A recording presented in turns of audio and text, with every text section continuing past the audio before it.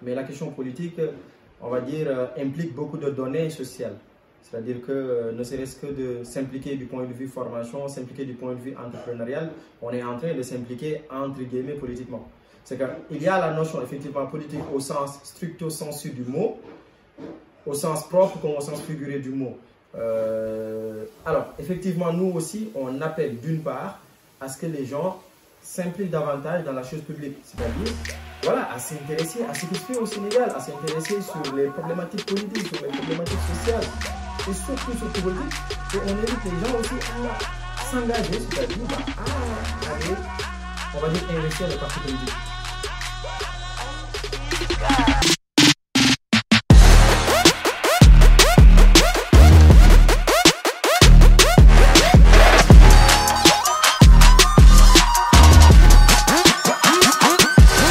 Bonsoir, salam Zia.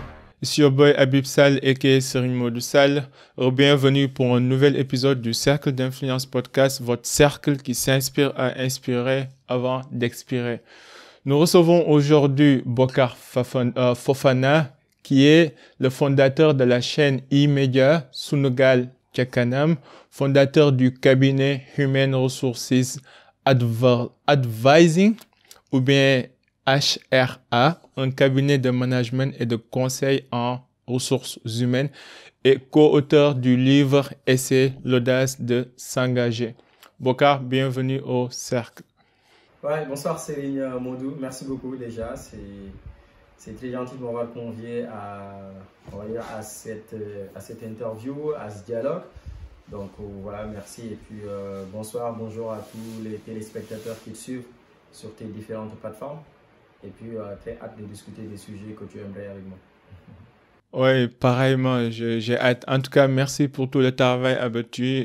J'ai beaucoup faufilé dans ta chaîne YouTube et c'est du travail exceptionnel. Et c'est un honneur pour moi de t'avoir sur le Cercle d'Influence Podcast. Donc, pour les gens qui nous écoutent, qui nous regardent, est-ce que tu peux nous présenter brièvement ton parcours? Qu'est-ce que tu fais, ta mission et tout dans la vie, quoi, de manière générale?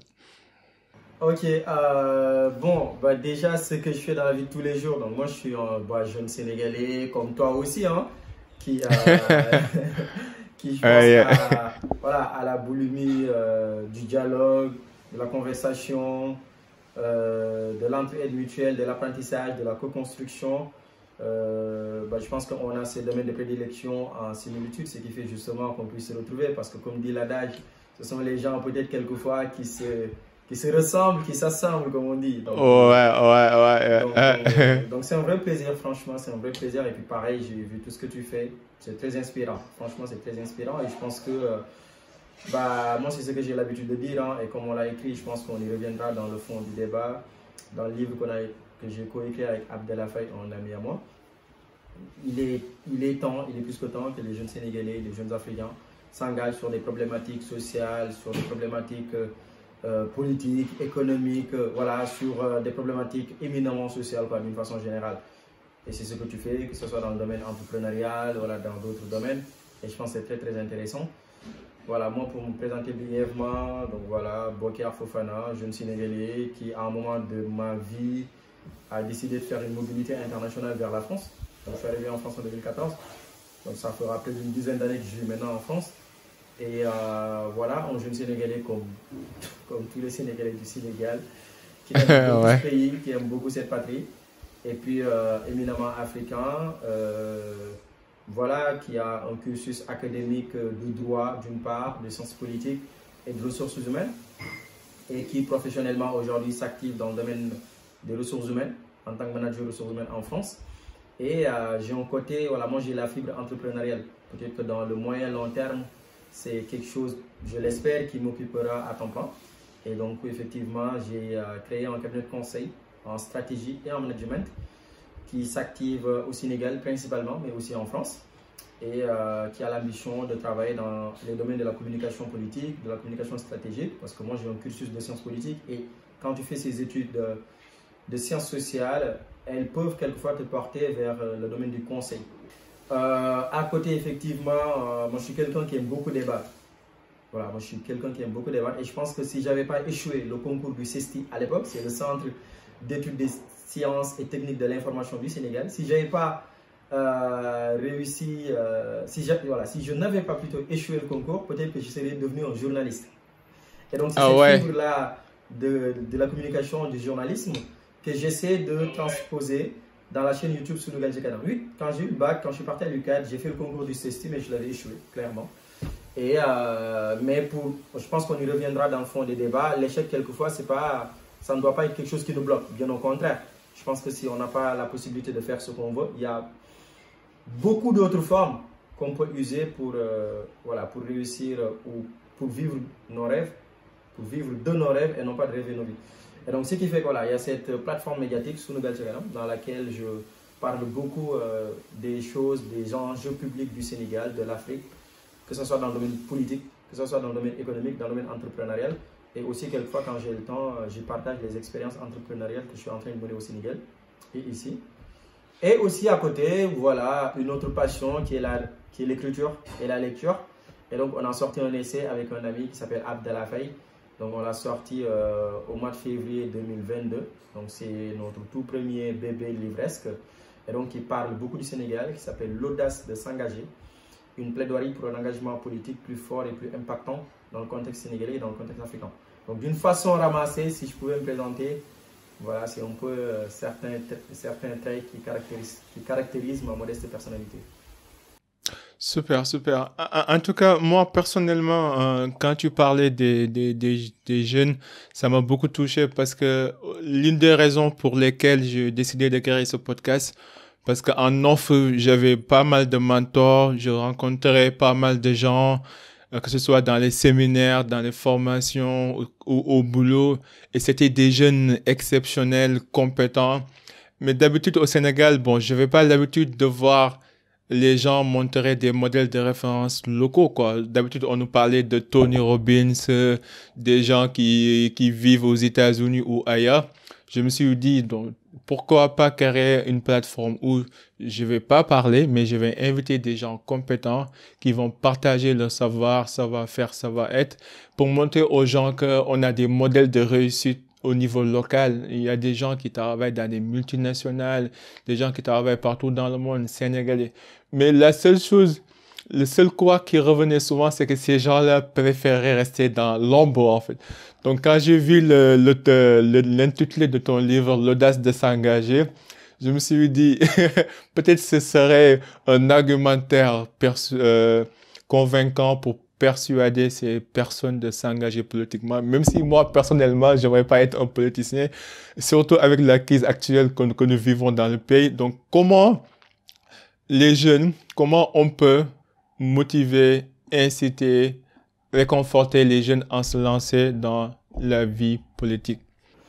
Alors, oui, c'est une question très importante. Alors, c'est vrai que nous, dans notre livre, c'est vrai que ça s'appelle L'audace de s'engager pour une plaidoirie d'un engagement politique. Mais la question politique, on va dire, implique beaucoup de données sociales.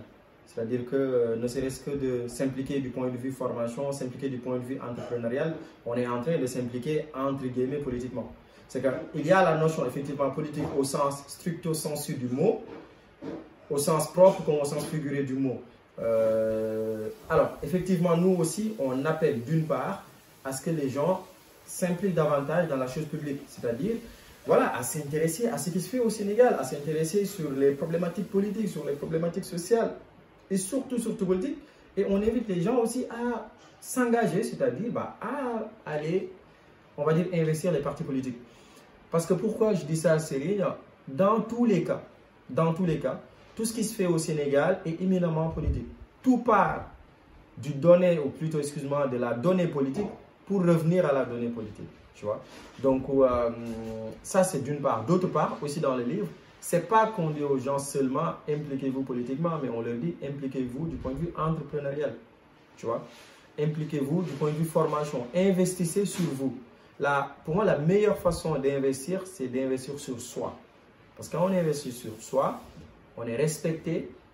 Et comme on a l'habitude de le dire dans le contexte sénégalais, quand bien même on est jeune, là, comme on dit, aux âmes bien nées, la valeur n'attend pas une nombre d'années. Donc, du coup, effectivement, comment il faut faire pour que les jeunes s'impliquent davantage? Il faut les conscientiser, il faut les sensibiliser, il faut leur faire comprendre qu'effectivement, la donnée politique même si toi, Serigne Modou, tu dis, bon, je n'ai pas très envie de m'impliquer dans le jeu politique, mais tout ce que tu vis au Sénégal est d'abord politique, est une donnée politique, tu vois. C'est-à-dire, si les conditions sociales, les conditions économiques, si tes propres conditions, si un jeune au Sénégal n'arrive pas à trouver du travail, c'est parce que les politiques n'ont pas clairement fait leur rôle. Tu vois. Et voilà, il y a un grand penseur qui disait que, je pense que c'est Edgar Morin, qui disait que dénoncer est stérile si on est incapable de énoncer. C'est-à-dire qu'aujourd'hui, même toi, depuis ta plateforme, tu apportes ta pierre à l'édifice. Ça, c'est politique. Peut-être que ce n'est pas au sens propre du mot, mais c'est vraiment politique parce que tu essaies d'amener quelque chose qui améliore la cité, qui améliore ta communauté, qui peut-être permettre à des jeunes du Sénégal de voir d'autres références locales, comme tu dis, sénégalais-sénégalo ou sénégalo-sénégalais, et pas forcément voilà, des références mondiales. C'est que chez nous, on a des références. Et ça, ces références-là, pour qu'elles puissent s'exprimer, il faut que les conditions sociales dans lesquelles elles évoluent puissent leur permettre de, on va dire, de s'éclore. Et ces conditions sociales, Serigne, sont garanties par les politiques. Et quand je dis les conditions sociales, c'est les conditions économiques, c'est tout l'environnement. Et il y a un grand, il y a une franco-sénégalaise qui s'appelle Rokhaya Diallo, qui a écrit un ouvrage qui est très très bien d'ailleurs, que je recommande à beaucoup, qui s'appelle « Ne reste pas à ta place, comment arriver là où personne ne vous attendait ». Et il dit dans cet ouvrage que vouloir n'est pas forcément pouvoir.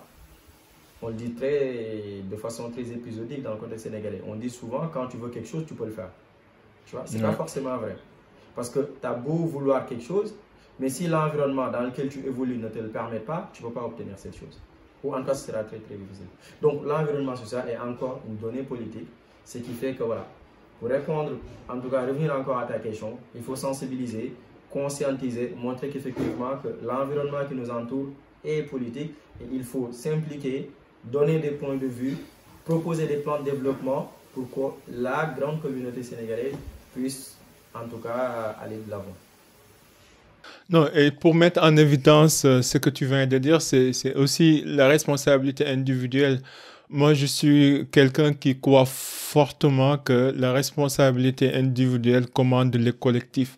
En fait, les gens, parfois, nous avons tendance à blâmer l'État, à attendre l'État, mais on s'oublie que l'État, c'est nous, en fait. Si chacun prenait soin de sa famille, si chacun, en fait, respecter ses engagements, que ce soit moraux, éthiques, sur le plan familial, si chacun se comportait comme il se doit, la société de manière générale va s'améliorer. C'est pour ça que, en fait, ça me fait trop mal quand je vois les débats politiques au Sénégal. Tu vois des politiciens s'insulter, ou bien c'est des débats de folklore, de charabia.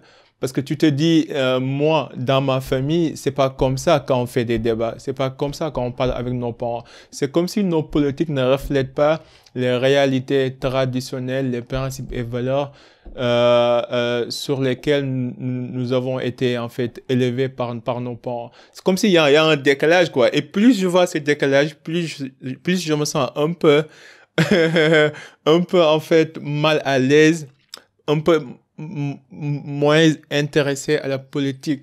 Est-ce que c'est à nous de dire que, OK, vous les 1% qui nous gouvernent là, vous ne nous reflétez pas.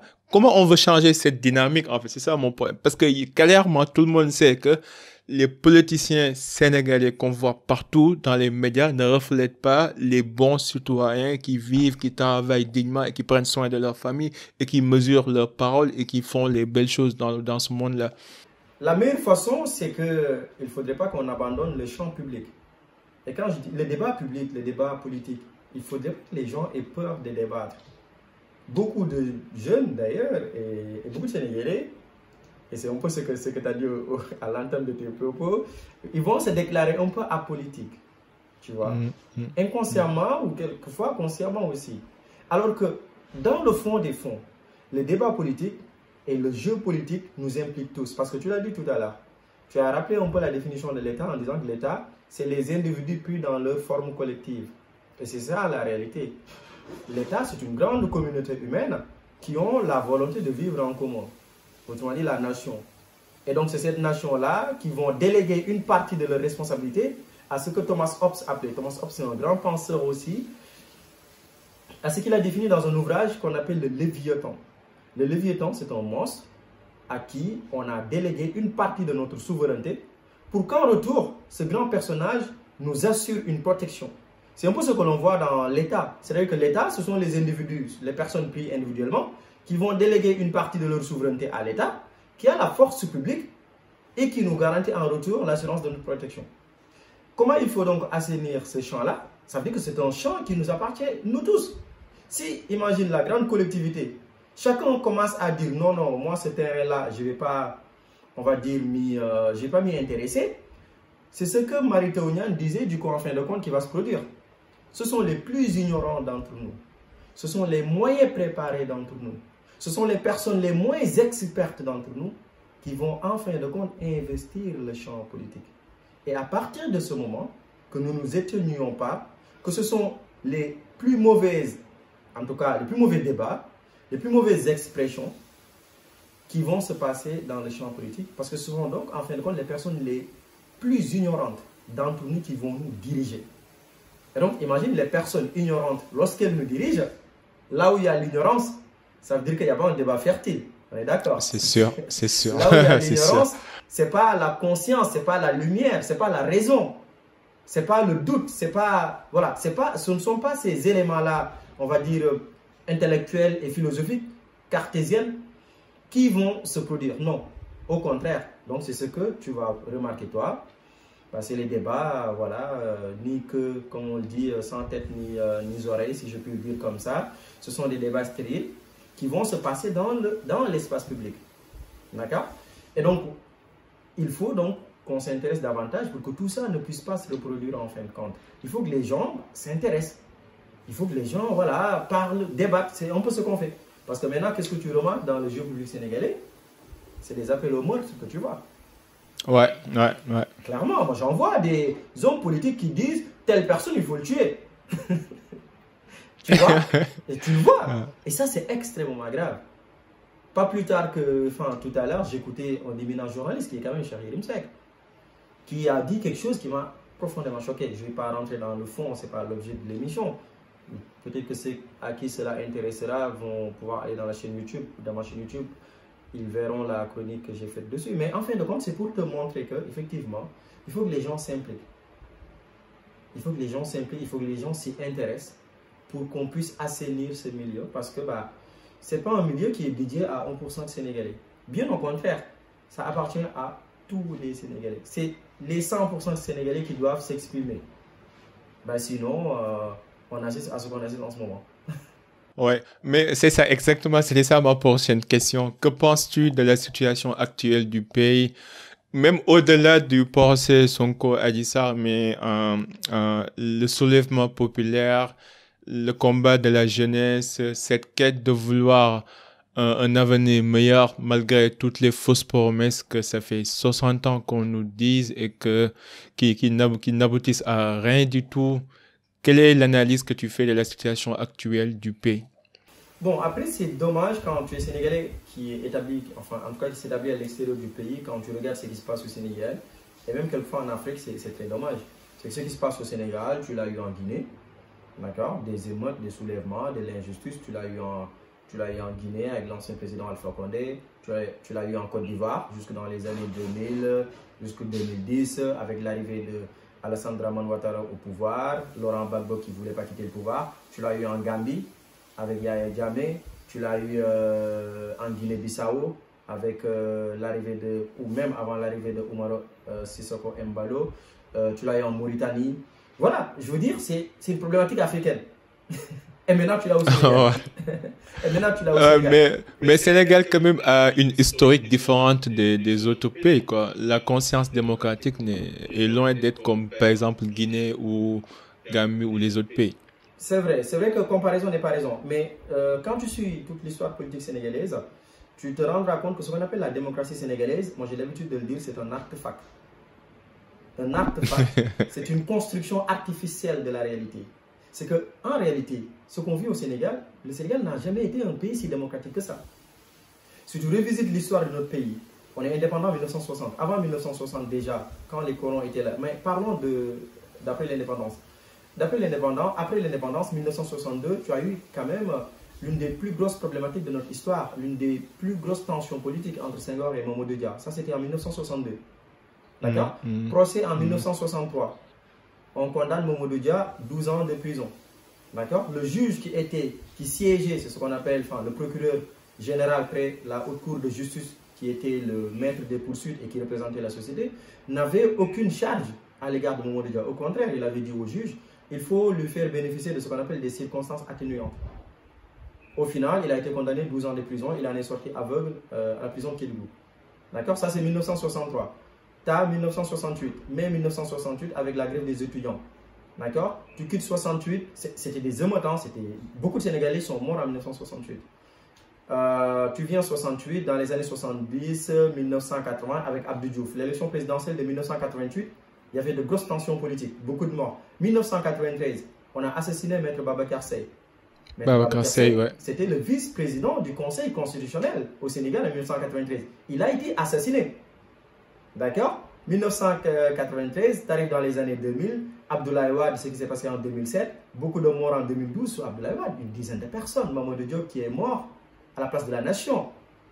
D'accord? Ça, c'est 2012. Et aujourd'hui, mars 2021. 2021 et aussi 2023. Ouais. Donc, pour te montrer, Céline, que quand tu analyses l'histoire de notre politique, ça a toujours été émaillé de tensions et de meurtres. C'est clairement c'est ce qu'il faut dire. Et dans une démocratie, cela ne se passe pas comme ça. Parce que la démocratie, c'est le pouvoir du peuple, comme on le dit basiquement, le pouvoir du peuple par le peuple et pour le peuple. On est d'accord. Donc dans une démocratie, on ne tue pas. Donc, on ne peut pas se prévaloir de la chose suivante en disant que bon, les autres pays qui nous entourent en Afrique de l'Ouest sont des pays paisibles parce qu'il n'y a jamais eu de coup d'État. Chez nous, on est démocratique parce qu'il n'y a jamais eu de coup d'État, mais en lieu et place, on tue les gens. Et ben, on a des présidents qui ne veulent pas laisser le pouvoir. C'est ce qui se passe au Sénégal. Donc, qu'est-ce que cela montre?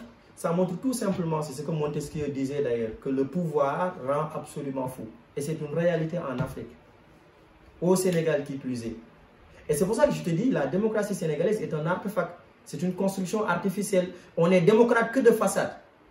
C'est pas parce qu'on n'a pas connu de coup d'État qu'on est un pays démocratique. La démocratie est beaucoup plus poussée que ça. La démocratie, c'est au-delà du pouvoir, on va dire, pour le peuple, par le peuple et pour le peuple. La démocratie implique une justice sociale. La justice sociale, c'est le respect du droit des citoyens. La justice sociale, c'est ce qu'on appelle la redistribution des richesses. D'accord? C'est ce que Nancy Fraser appelle la redistribution des richesses, une politiste américaine. Il faut que les citoyens aient confiance à la justice, aient confiance à leur système politique et que leurs droits et libertés soient respectés. Comme le dit notre article, l'article 2, enfin, le titre 2 de la Constitution du Sénégal, des droits et libertés du citoyen sénégalais. Aujourd'hui, tous ces éléments-là que je viens de te citer, redistribution des richesses, justice sociale, équilibre des pouvoirs, il y a problème. Donc, est-ce que réellement, on est si démocratique que ça? C'est pour ça que je te disais que je pense que la démocratie sénégalaise est véritablement un acte. En fait, d'une part, j'avoue et je confirme, mais moi, je l'analysais. Bon, peut-être on n'a pas les mêmes indicateurs de jugement d'une démocratie parce que, par exemple, imagine au Sénégal, on a connu 5 modifications de la Constitution, 1960, 63, 2001, 2007 et 2018. Donc ça reflète pas un pays démocratique parce que ça veut dire que n'importe quand, n'importe quel moment, on peut toucher la Constitution. Sur ce point-là, aussi avec toutes les raisons que tu viens d'énumérer, tout à fait. Mais sur le plan international, tant qu'il n'y a pas eu un changement ou bien une prise de pouvoir par l'armée ou par exemple un coup d'État, on considère que le pays est connu pour être démocratique, même si ça ne reflète pas la réalité. Mais sur la base de tout ce qui se passe là, en fait, moi, mon problème, ma question c'est comment on peut faire pour changer la donne? Parce que quand même, depuis 1960, on revit la même histoire se répète. Est-ce que parce qu'on est facile à duper, ou bien on n'est pas conscient, ou bien on choisit tout le temps les mauvaises personnes. Qu'est-ce qu'il faut en fait? Parce que moi, je me rappelle bien quand je suis né en 92, je me rappelle bien quand j'étais gamin, j'entendais mes parents avoir les mêmes conversations que nous actuellement, nous sommes en train d'avoir en fait au Sénégal. Et je peux vous garantir que mes grands-parents ont eu les mêmes conversations. Donc, où est l'évolution, en fait? Démocratie sans évolution n'est pas une démocratie.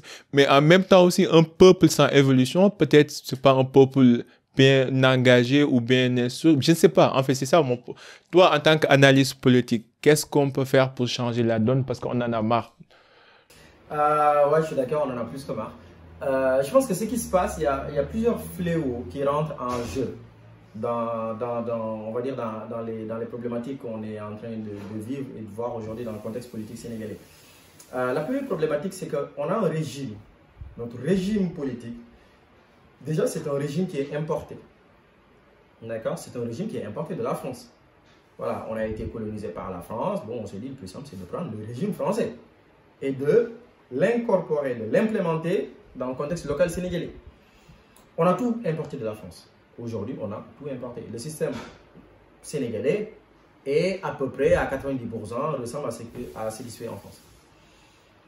Mais la grosse problématique, c'est que lorsque les institutions françaises évoluent, les institutions sénégalaises n'évoluent pas. Elles stagnent. Tu vois? Aujourd'hui, au Sénégal, et ça, c'est une problématique même africaine, la personnalité du président de la République pose problème. Si tu vas en profondeur, quand tu analyses, quand tu rentres dans le fond des choses, politiquement, ce qui nous arrive politiquement, je dis, qui implique aussi des conséquences sociales et économiques, c'est que quelquefois ça émane de la volonté d'un chef. Et aussi, l'autre élément qui rentre en compte, c'est que quelquefois on a un peuple qui n'est pas très instruit. Donc il y a des dynamiques qu'on ne comprenne pas. Tu vois? Et donc, pourquoi la posture du président de la République pose problème? Parce que dans notre système juridique et même présidentiel, c'est quelqu'un qui a tous les pouvoirs. Ouais. Ouais. C'est quelqu'un qui a tous les pouvoirs.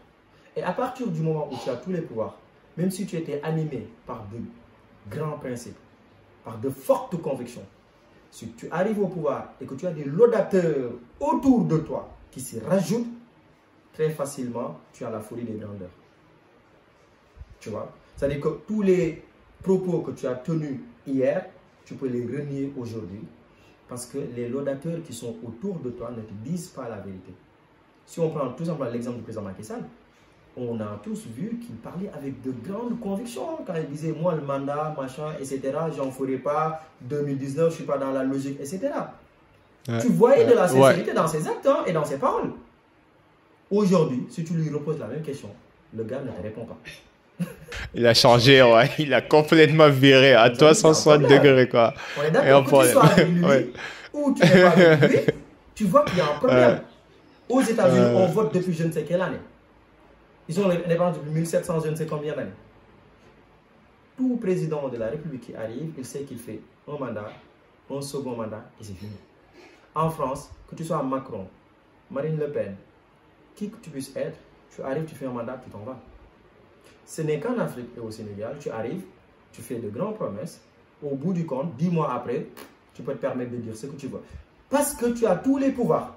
Et la problématique, c'est parce qu'on n'a pas d'institutions très fortes et des hommes de valeur qui les incarnent. C'est-à-dire, on pouvait avoir, le président de la République pouvait avoir tous les pouvoirs, mais à côté, tu as un pouvoir législatif qui est très fort, un pouvoir judiciaire qui est très fort. Le président ne ferait pas n'importe quoi. Tu vois? Mais dans notre système, il a tous les pouvoirs. Il nomme aux emplois civils et militaires. C'est le père de la nation. C'est le papi de la nation, si je puis le dire. C'est le garant de je ne sais quoi. Facilement, il y a des dérives. Et donc, l'une des solutions très fortes qu'on doit faire aujourd'hui au Sénégal, c'est de changer de régime politique. C'est qu'il faut passer à un système hyper présidentiel du président. Le président aujourd'hui, il n'est même pas super puissant. Il est hyper puissant, notre président de la République. S'il voulait, toi, Serigne Modou, que tu ne dormirais pas à Paris, je te promets que tu ne dormirais pas. Je suis d'accord. Non, il est super puissant. Donc, ce qu'il faut, c'est qu'il faut quitter le régime hyper, non pas super. Là, on est dans un régime hyper présidentiel. Et arriver à un présidentialisme modéré. qu'il y ait de réels contre-pouvoirs. C'est-à-dire que si Macky Sall demain se lève pour dire non, mais moi, en 2024, je ne sais pas, c'est des questions d'ordre politique et non pas juridique, alors que pour beaucoup, la Constitution a déjà tranché la chose, qu'il y ait des institutions qui vont lui dire, hey, monsieur le président de la République, les élections présidentielles, c'est le 25 février 2024. Au 24 février 2023 à minuit, tu en as fini avec ouais, ouais, tu es plus président. De gré ou de force. Parce qu'en fin de compte, on n'est pas dans une monarchie, on n'est pas dans un royaume, on est dans une démocratie où on délègue à un président une partie de notre souveraineté. Donc la solution pour moi, elle est toute simple. C'est qu'il faut changer de régime politique, tout simplement. Et derrière, ce qu'il faut faire par contre, c'est d'éduquer les masses. Il faut que les masses s'éduquent. Si tu prends l'exemple de la France, si Macron aujourd'hui, par exemple, se mettait à déclarer oui, tu vois, qu'il y a un peu de suspicion, je suis sûr, c'est le peuple français qui va demain sortir dans la rue pour lui dire, hey mon gars, non, stop. Tu vois, tu l'auras pas ça au Sénégal, bien au contraire. Voilà, si j'ai pu faire très court. Non, non, je suis parfaitement d'accord. Et en même temps, c'est une bonne transition parce que tu parlais de l'éducation des masses. Et ce que j'aime avec ce que tu fais, c'est que tu vois en fait un fil conducteur logique. On a parlé de l'engagement civique, la politique, en même temps avec ton cabinet Human Resources Advising. Là, on est dans un autre domaine là.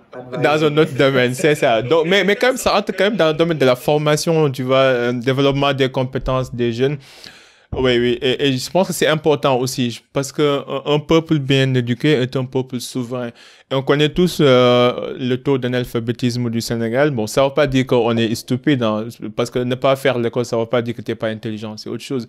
Je connais des bords plus intelligents que des docteurs et des ingénieurs. Tu prends Serigne Mboup, moi je ouais. tout le temps, c'est un modèle, il n'a pas fait l'école. Hein. Il a créé des emplois que beaucoup d'intellectuels au Sénégal n'ont pas fait. Hein. Je suis parfaitement d'accord. Donc, du coup, avec ton cabinet, comment tu actives dans le développement des compétences et quels sont les défis que tu rencontres actuellement dans ce domaine-là, que ce soit ton voyage au Sénégal, tu as eu à rencontrer beaucoup de jeunes.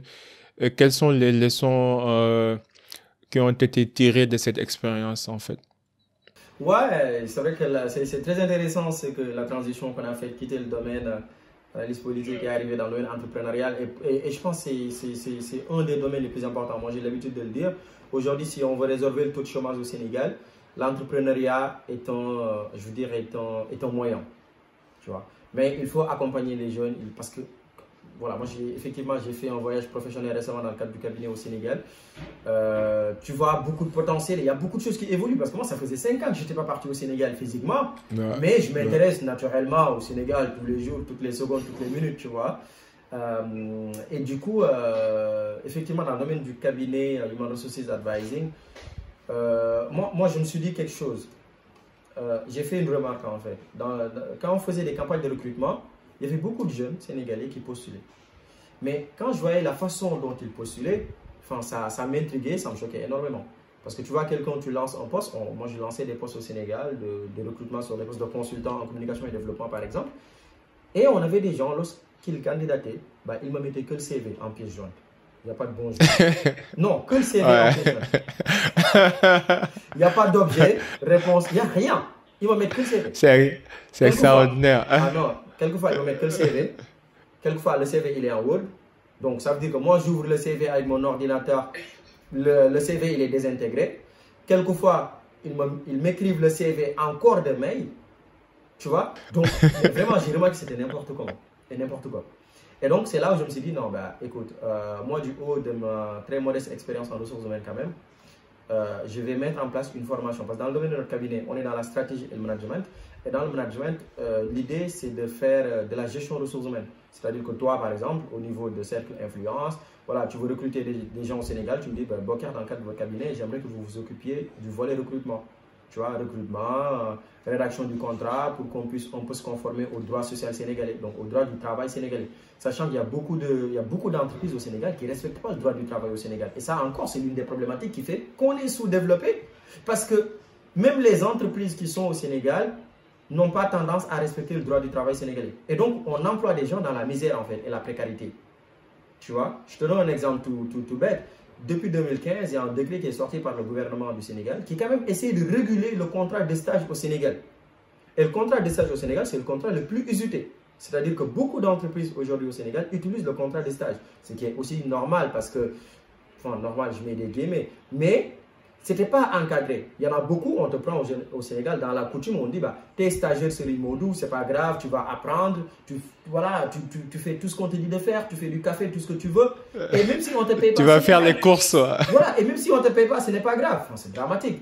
Moi, je vis en France, enfin, même si je crée aujourd'hui une entreprise au Sénégal, impossible que je m'inscrive dans la même juste et coutume des entreprises sénégalaises. Tu vois? Et donc, les gens que je rencontrais, je leur demandais des fois s'ils étaient des stagiaires, mais est-ce que tu es payé? Personne n'est payé en stage. Ok, bah, quelquefois ils sont payés à 50 000 francs CFA. Je dis, mais quand même, à un moment donné, 50 000 francs CFA sur un poste de stage, il ne faut pas déconner. Et même la loi ne le dit pas, ne dit pas ça. Il faut rémunérer maintenant obligatoirement les stagiaires. Il faut qu'ils aient des congés payés, obligatoirement. Dans le contexte actuel sénégalais, personne ne respecte cette loi qui est sortie depuis 2015. C'est le décret du 12 février 2015. Mes enfants, si je reviens donc à ta question plus concrètement, donc moi je vois ça, je dis, bah, dans le cadre de mon cabinet, je vais mettre une formation que j'ai appelée la pratique et l'insertion professionnelle. Parce que notre problème, c'est que les jeunes, on ne les forme pas à se professionnaliser. Tu vois? On peut nous enseigner de grandes choses. Moi, j'ai vu des jeunes qui ont des masters en finance, en comptabilité, etc. Pourtant, lorsque tu vois leur CV, tu ne vas jamais les recruter. Tu vois ce que je veux dire? Oui, je vois, je vois. Et pourtant, ils ont un CV, ils ont un parcours. Enfin, mais on leur ne serait-ce que comment faire un CV, on ne leur apprend pas ça. Surtout l'art de se vendre aussi, quoi. L'art de se vendre. L'art de se vendre. Et d'ailleurs, dans le cadre de ma formation, je le dis aux jeunes, parce que là, on va lancer la deuxième édition de la formation, parce que j'avais fait la première promotion et là, on lance la deuxième à partir du 15 juillet. Et je ferai toujours au Sénégal le dernier cours, je le ferai à Dakar entre le 23 septembre et le 2 octobre. Parce que voilà, moi, j'ai très envie de faire les cours en ligne, mais tu vois, j'ai envie de les voir physiquement, tu vois, pour les conseiller et parler avec eux. C'est quelque chose qui me tient à cœur. Et donc, c'est ce qu'on a fait récemment au Sénégal, dans le cadre de la première promotion. Et donc, moi, je leur dis que dans le marché du travail, vous êtes des produits. C'est de la même façon où, par exemple, la fête de Tabaski, notre papa là, il va aller, les moutons là, on ne va pas prendre n'importe quel mouton, hein. Ouais. Tu vois, on prend un bélier avec des cornes, tu vois, qui est bien foutu, etc., etc. On ne va pas prendre n'importe. Et je leur dis, dans le marché du travail, c'est la même chose. Vous êtes des produits. Vous êtes comme le poulet qu'on va aller choisir au marché. Ça veut dire quoi? Il faut bien vous vendre. Et bien vous vendre va commencer par bien postuler à une offre d'emploi. Et bien postuler veut dire quoi? Faire un CV bien, une lettre de motivation, répondre correctement à une offre d'emploi. Et c'est ce que je leur enseigne dans le cadre de cette formation que j'appelle la pratique et l'insertion professionnelle. Comment bien se vendre, comment réussir un entretien de recrutement, comment, on va dire, se professionnaliser dans le contexte sénégalais, maîtriser le contrat de stage, parce que bon, il est important que des jeunes connaissent le contrat de stage. Il y en a beaucoup, ils ne le connaissent pas. Ils vont aller faire un stage, mais ils ne savent même pas que ça a été régulé. Ils ne savent même pas qu'ils ont le droit d'être payés. Et donc, ce sont tous ces éléments-là, ces astuces professionnelles et comportements du quotidien que j'essaie de développer dans le cadre du cabinet de conseil. Et aussi parce que je pense, voilà, pour revenir toujours à ta question, qu'il faut former les gens. Il faut les conscientiser. Et c'est ma petite pierre à l'édifice par rapport à ces choses-là. Et ce sont des choses auxquelles je crois profondément pour notre développement. Non, c'est super. Et ça tombe bien parce que tu parlais du droit social. L'épisode qu'on va sortir ce dimanche, je l'ai fait avec un juriste social.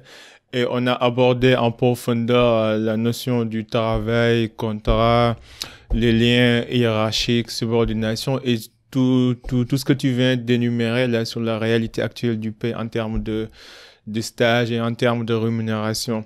En même temps aussi, pour revenir sur l'art de se vendre, je pense que aussi les gens doivent comprendre que personne n'est parfait et que parfois c'est important d'être honnête avec soi et de travailler sur ses défauts. Par exemple, moi, là, tu me vois un peu confiant, mais avant, j'étais timide, je bégayais, j'avais du mal à communiquer. Donc, du coup, je suis allé me former dans des séminaires. J'ai fait pendant 2 ans Toastmaster, qui est une association internationale qui permet de développer son art oratoire avec des teneurs de rôle. Par exemple, tu fais un discours, tu as un veilleur, un grammairien, un évaluateur qui t'évalue. Avant, j'étais timide, donc je suis allé à la salle d'entraînement, j'ai appris pas mal de choses. Donc, pour dire que si vous voulez vous vendre, en fait, on n'est pas tous devenus un jour un Messi ou Cristiano Ronaldo. D'ailleurs, personne ne peut, on peut pas être tous des Messi ou Cristiano Ronaldo, mais ça va pas dire qu'on peut pas avoir une vie saine, digne. On peut pas évoluer d'un point A à un point B. Mais pour que ça arrive, c'est important de faire son diagnostic, son état des lieux et de reconnaître ses défauts et d'aller chercher de l'aide. D'où l'importance du mentoring et du coaching.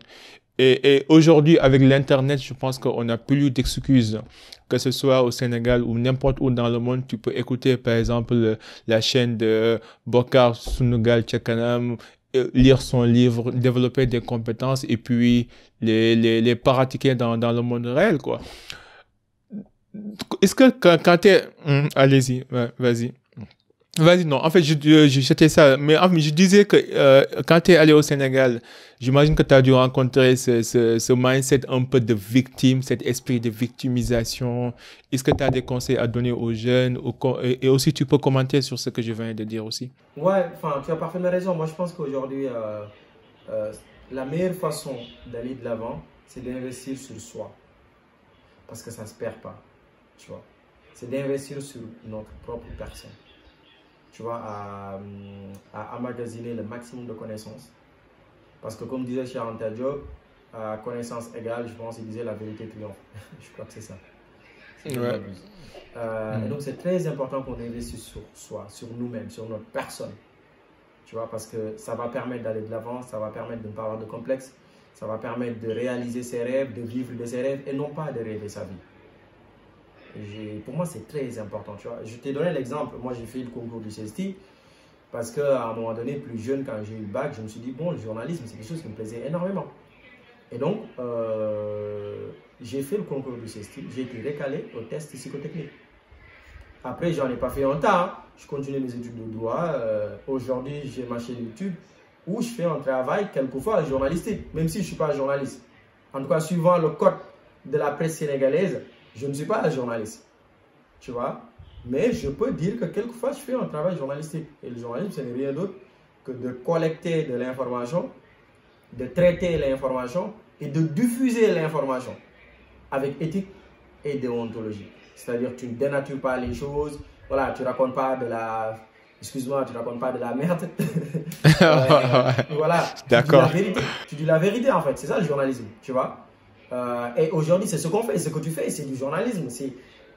Voilà, les médias. Je l'ai pas appris. Hein. Je l'ai pas appris pour dire qu'en fait, il n'y a pas de limite en fait. Si on veut, on peut quoi. Si on veut, on peut. Et donc, à travers les médias sociaux aujourd'hui, que nous offre, on va dire, l'émergence de l'Internet, écoute, ce que je pouvais faire au CESTI, c'était quoi? C'était d'analyser des choses, de décrypter des choses. On est d'accord.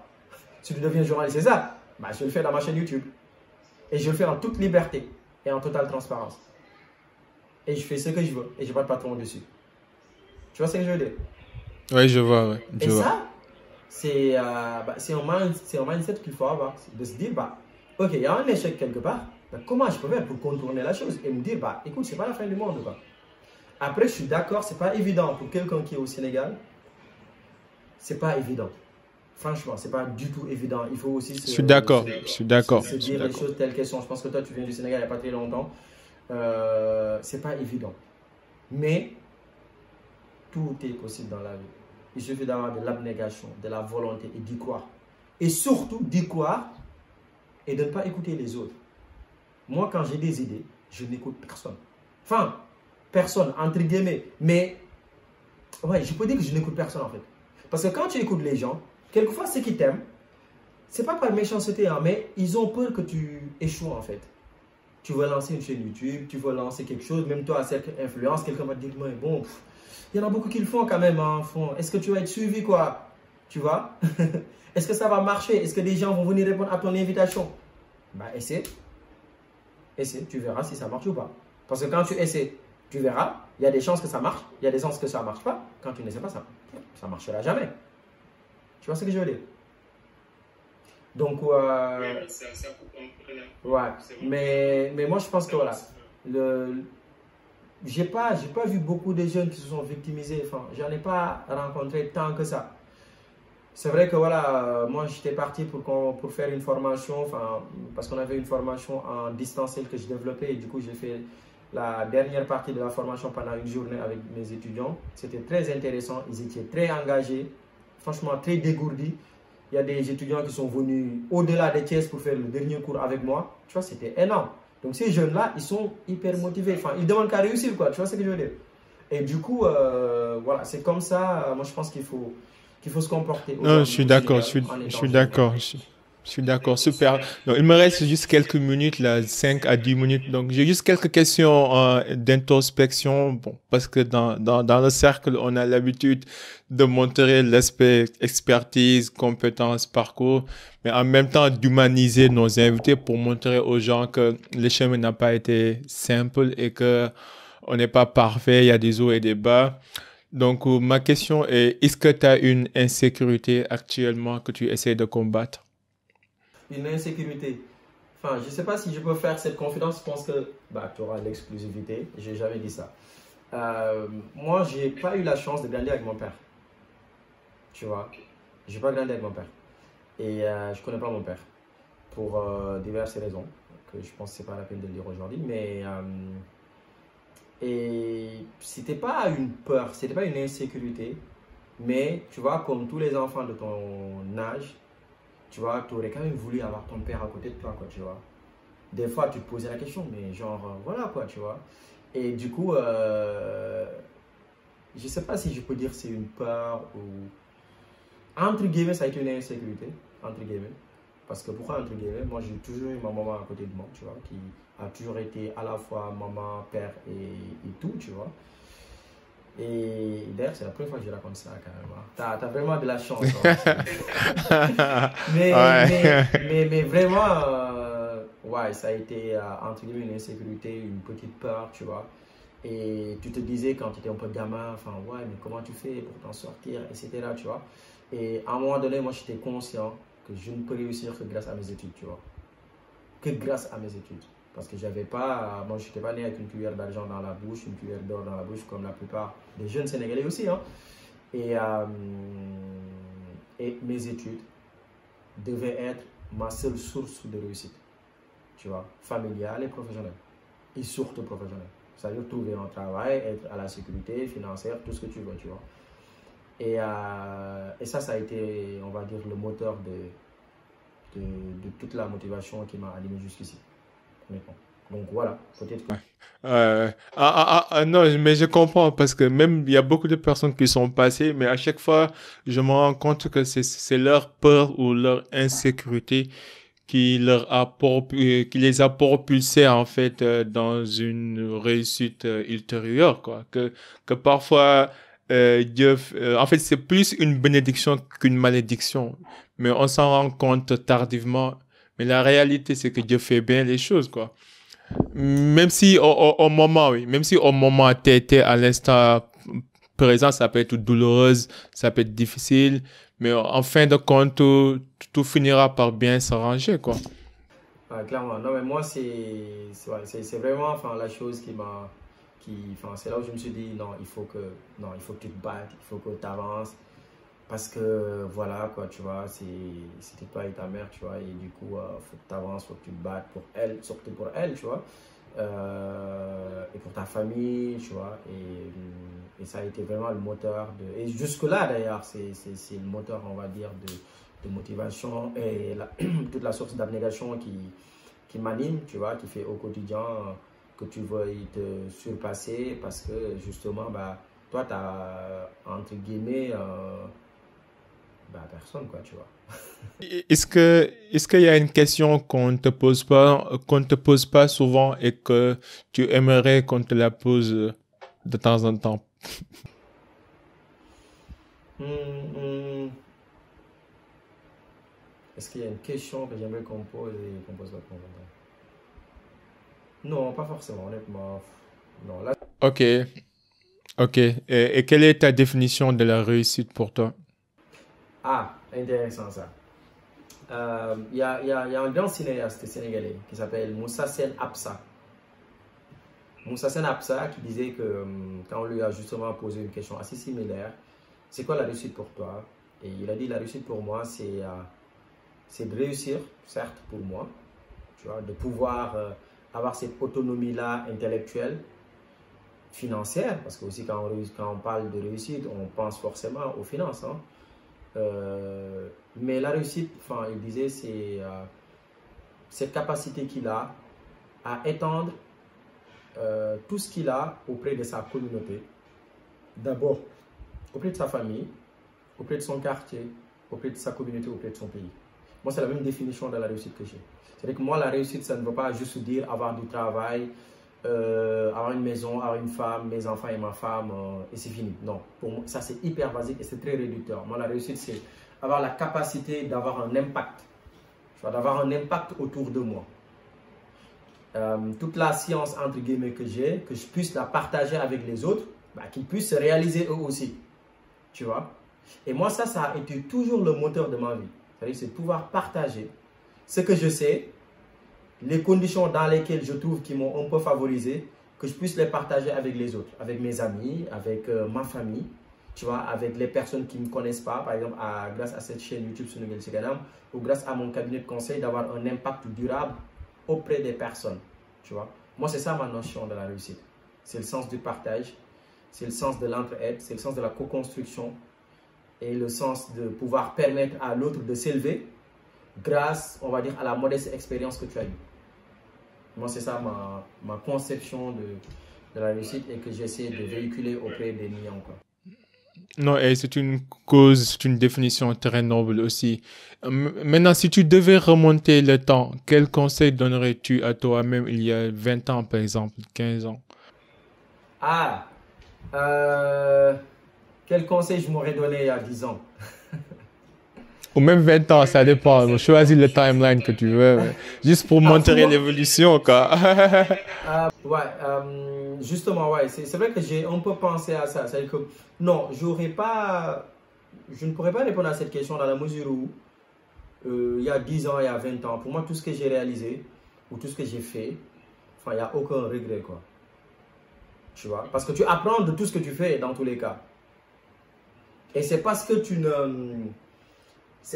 ne fais pas des efforts ou c'est parce que tu ne poses pas. C'est l'être humain qui est comme ça. Tu vois, tu ne peux pas faire d'erreurs ou d'actes inconscients tant que tu n'auras pas posé des comportements ou des actes. Après, le plus important, c'est que tu puisses apprendre et tirer de bonnes choses et aller de l'avant. Tu vois. Donc, bah, moi, j'aurais dit il y a 10 ans, ou il y a tout ce que j'ai fait il y a 20 ans ou il y a 10 ans, je n'ai aucun regret. Franchement, je n'ai aucun regret. Au contraire, j'essaie d'apprendre, j'essaie de positiver. Pour moi, c'est le plus important. Voilà. Super. Dernière question. Quelles sont les personnes ou les livres qui t'ont marqué dans la vie? Je vais commencer par les personnes. Moi, les personnes qui m'ont marqué, ou même la personne qui m'a marqué, c'est ma mère. Tu vois, moi c'est ma mère. Il n'y a pas une autre personne qui m'a marqué fondamentalement dans la vie à telle enseigne d'en faire une référence absolue, si ce n'est ma mère. Après, il y a bien évidemment d'autres personnes, mais si je pouvais t'en citer juste qu'une, quoi. Tu vois, j'en ai d'autres, hein, bien sûr. Si, je vois. Voilà, j'en ai d'autres dans ma famille. Et quand je dis c'est ma famille, parce que tu sais, la famille, c'est le cercle de sociabilisation, comme on dit en sociologie. C'est le premier cercle dans lequel tu as tes références, tes modèles, etc. Moi, je n'ai pas besoin de chercher ailleurs, parce que chez ma mère, bah, je trouve tout ce qui est abnégation, je trouve tout ce qui est motivation, je trouve tout ce qui est envie d'aller de l'avant, je trouve tout ce qui est envie d'aider l'autre, je trouve tout ce qui est envie de construire, je trouve tout ce qui est envie de mettre des choses, de les réussir et de pouvoir impacter. Donc, je n'ai pas besoin d'avoir d'autres modèles ailleurs si ce n'est elle. Donc, pour te répondre, pour faire court, non, je dirais très simplement ma mère, ma maman. Pour moi, les livres. Une référence. Les livres. Ah, les livres, pas mal. Là j'en ai beaucoup. Là, j'en ai beaucoup. Oui, je peux les voir derrière toi, quoi. Je peux le voir dans le background. Non, je taquine. Oui, mais les livres, oui, parce que moi et les livres, c'est vraiment une longue histoire. Hein. Moi, j'ai toujours été un élève très très tôt qui a été intéressé par les livres, qui a été intéressé par l'écriture, tu vois. Le livre, moi, mon premier livre, en tout cas, le premier manuscrit que j'ai écrit, je l'ai écrit à mes 17 ans. Je l'ai commencé à mes 17 ans, voilà. Vraiment, je l'ai commencé à mes 17 ans, même 15 ans, tu vois, le premier manuscrit. Et je ne l'ai pas encore publié. Parce que l'audace de s'engager n'était pas mon premier livre, pour dire vrai. Tu vois, mon premier livre, je l'ai écrit en 2006. Mais je ne l'ai pas encore publié. C'est toujours à le stade d'essai et j'hésite à le publier. Peut-être que je le publierai. Mais donc, du coup, pour te dire, voilà, moi, c'est franchement, c'est depuis le collège, pas forcément le primaire, mais vraiment quand je suis parti au collège, c'est là où j'ai eu vraiment un amour très profond pour les livres. Je ne savais pas pourquoi, mais en grandissant, c'est très bien que c'est quelque chose qui te permet d'avoir beaucoup de connaissances et d'apprendre beaucoup de choses, bien évidemment.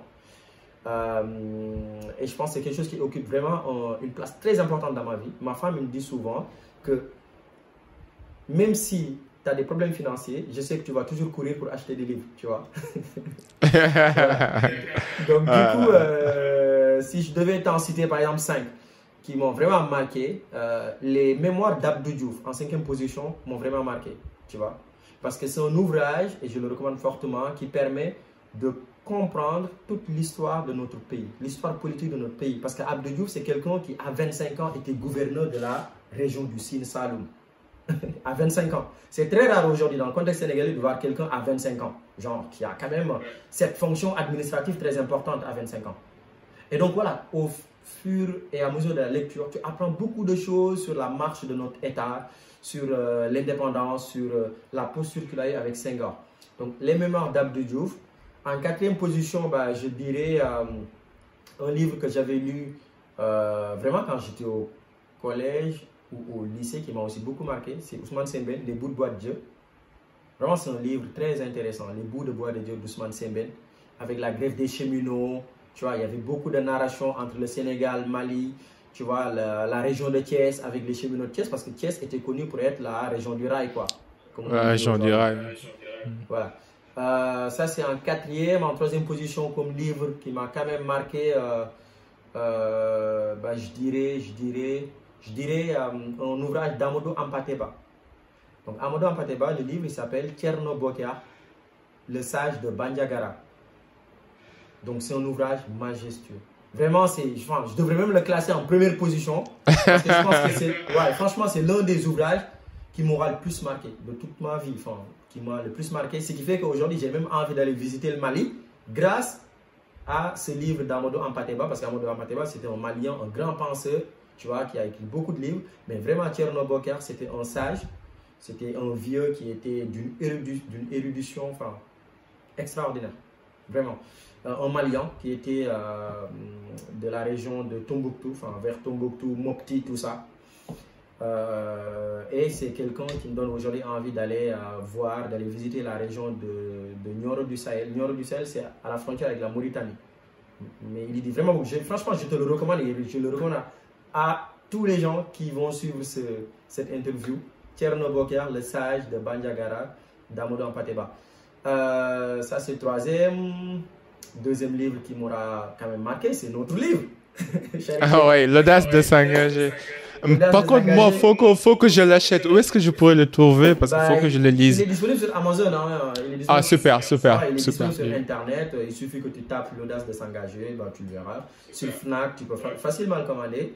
Pour les gens qui sont au Sénégal, ils peuvent aussi le commander très facilement et ils vont l'avoir très rapidement. En dernier lieu, aussi un autre livre qui m'aura marqué. Qu'est-ce que je peux dire là dans ma bibliothèque? Qu'est-ce que je peux dire? Ouais, bah, le protocole de l'Élysée, il est pas mal aussi. Je trouve qu'il est très très bien. Le protocole de l'Élysée de Thierno Alassane Sall. Je pense que aussi c'était un ouvrage politique qui est très intéressant. On peut être d'accord ou ne pas être d'accord avec Thierno Alassane Sall, mais quand même, on découvre beaucoup de choses dans son ouvrage. On découvre que c'était l'une des personnalités qui, en tout cas, a été l'une des premières personnalités qui a été voir le président de la République pour lui dire, bon, monsieur le président, il faut que tu diminues mon salaire de 12 millions parce que c'est énorme pour un DG de l'Agence de régulation des télécommunications et des postes. Tu vois, à l'époque, il y avait Mimi Touré en tant que Premier ministre et il a été le voir pour lui dire, vous diminuez mon salaire parce que c'est énorme dans un Sénégal de 2012 où les gens ont des problèmes de nourriture, etc. Tu vois. Donc voilà, pour te faire... super. Ouais, en tout cas, Bokar, merci beaucoup. J'ai beaucoup appris, comme à chaque fois que je regarde tes vidéos. Ça a été instructif, enrichissant, impactant, inspirant. Et c'est vraiment un honneur pour moi. Donc, pour les gens qui nous écoutent, comment ils pourront entrer en contact avec toi? Et je te laisse si tu as des trucs à promouvoir ou tes formations ou tout ce que tu veux. Bah, c'est cool, c'est cool. Enfin, franchement, merci à toi aussi. Enfin, j'ai même pas vu le temps passer, tu vois. C'est super, c'est super intéressant. Franchement, merci. Moi, j'aime beaucoup aussi ce que tu fais. Tu vois, j'ai été voir, quand on m'a parlé de toi, je t'ai dit, on m'a parlé de toi il y a très longtemps, d'accord? Donc, je me suis abonné à ta chaîne YouTube, tu vois, je vois les contenus digitaux que tu réalises pour motiver les gens, motiver les jeunes, tu vois. Pour moi, c'est hyper important. Tu vois, c'est très important qu'on puisse dialoguer, qu'on puisse créer des choses. Parce que le débat public sénégalais n'appartient pas à une minorité. Tu vois, chacun a son rôle, sa partition à jouer pour le développement de notre pays. Depuis sa petite échelle, hein, tu vois. Et franchement, sois fier des gestes que tu es en train d'accomplir. Parce que c'est pas évident, ça prend. Moi, je suis créateur de contenu, tu vois. Je sais ce que ça peut prendre comme temps, comme énergie, tu vois, comme vie personnelle, parce que on a quelquefois 3 temps. Hein. On a un temps familial, un temps professionnel, ou limite on a 2 temps, temps personnel, temps familial. Hein. Tu vois, c'est pas pour rien que dans les ressources humaines, on parle d'équilibre vie personnelle et vie professionnelle, tu vois. Donc tu empruntes beaucoup de ton temps personnel ou même familial, encore une fois. Et je peux même parler de 3 temps, personnel, familial, professionnel, pour réaliser tout ce que tu réalises. Donc franchement, félicitations à toi. Sois hyper fier de ce que tu réalises parce que je trouve que c'est hyper important. Tu vois, de montrer des gens. Parce qu'au Sénégal, beaucoup de gens ont des parcours extraordinaires. Mais vraiment extraordinaires. Et aujourd'hui, le taux de pénétration d'Internet au Sénégal est quand même en train d'avancer. Il y a des choses qui marchent au Sénégal. Et je l'ai dit dans un des contenus que j'ai créé.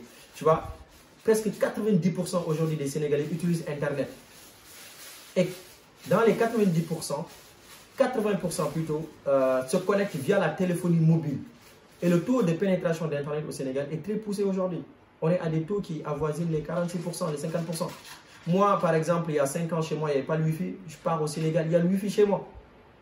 Tu vois ce que je veux dire? Donc, il faut qu'on utilise donc ces technologies, quoi.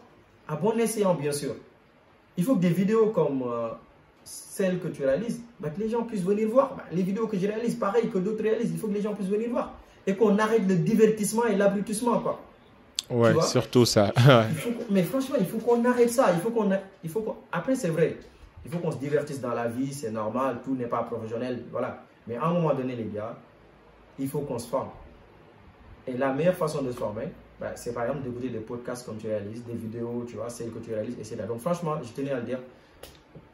Félicitations par rapport à tout ce que tu fais. Merci. Maintenant, par rapport à nous, bah, merci pour l'invitation. J'ai été très très ravi de discuter de tous ces sujets qui me tiennent à cœur. Voilà, moi je suis quelqu'un qui aime beaucoup débattre, qui aime beaucoup discuter sur les enjeux publics sénégalais. Et quelquefois, ça prend même le temps sur mes activités entrepreneuriales, tu vois. Donc du coup, bah, écoute, nous, n'hésitez pas à nous suivre sur Sunugal Seganam, donc une chaîne YouTube. Il suffit que vous tapez Sunugal Seganam sur Facebook ou mon nom, Bokar Fofana, vous verrez la chaîne YouTube.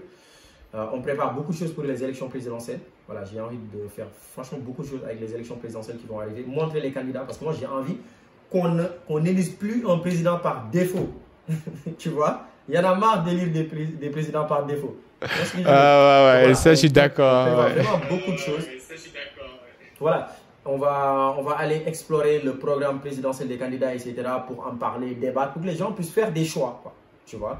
Et j'ai envie vraiment de faire beaucoup de reportages sur les élections présidentielles 2024 au Sénégal. S'il faut aller sur le terrain au Sénégal, le faire, etc. Donc ça arrive, donc n'hésitez pas à aller sur la chaîne YouTube. Pour le livre, pareil, vous pouvez le choper sur Internet. Il suffit pour les gens de la diaspora de le taper sur Google, l'audace de s'engager, et vous le verrez. Les gens qui sont au Sénégal, bah, il suffit d'aller à la maison d'édition Harmattan qui nous a édité pour avoir le livre. Pour notre cabinet de conseil Human Resources Advising, pareil, on a un site web en www.humanresourcesadvising.com et vous verrez tout ce qu'on fait pour ne pas être trop long. L'information, oui, là en ce moment, il y a une formation qu'on est en train de déployer qui s'appelle la pratique et l'insertion professionnelle au Sénégal, où on enseigne aux jeunes Sénégalais comment se professionnaliser, quels sont les soft skills, les hard skills qui sont hyper importants à avoir au quotidien pour réussir à s'intégrer dans une entreprise et pour réussir à trouver un job d'emploi, un stage, etc., etc. Tu vois. On va leur apprendre aussi le contrat de stage pour qu'ils connaissent leurs droits. Quand tu es en CDI aussi, quels sont les droits et vos devoirs en tant que salarié, c'est très important. Et voilà, n'hésitez pas en cas de besoin à nous contacter sur nos réseaux, nos adresses mail, voilà. Et tout. Donc merci, franchement, merci Sérélie pour... Non, mais le plaisir est pour moi. En tout cas, merci beaucoup. Et pour les gens qui nous écoutent, je vais mettre tous ces différents liens dans les show notes comme d'hab. N'hésitez pas à écrire Bokar pour partager ce que vous avez appris dans cet épisode. Et comme d'hab, on est là pour s'inspirer, à inspirer avant d'expirer. En attendant, à la prochaine. Soyez unique, soyez légendaire. Peace and love. We out. Bye.